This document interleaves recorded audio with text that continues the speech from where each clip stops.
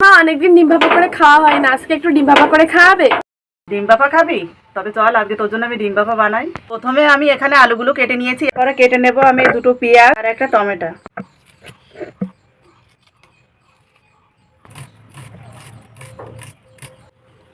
এবার কেটে নেব টমেটো, বেটে নেব শুকনো লঙ্কা, নেব জিরে।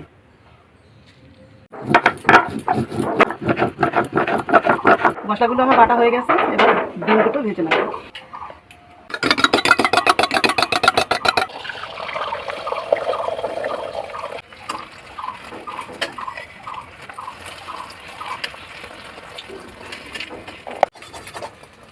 ডিম ভাজা হয়ে গেছে, এবার আমি কড়াইতে দিয়ে দেবো তেল, দিয়ে দেবো জিরে, আলু,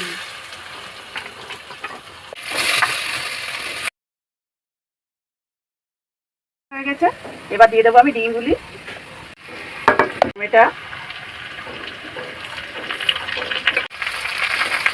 দেবো, কাঁচা মশলা, স্বাদ মতো লবণ, দুধ, দুটো তেজপাতা, তেল, মশলা ধোয়া জল দিয়ে দেবো।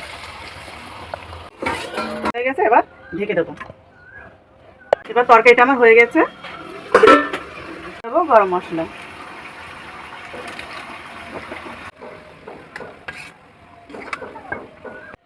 ডিম ভাপা বানানো হয়ে গেছে, তোমরা কমেন্ট করে বলো কেমন লাগছে দেখতে।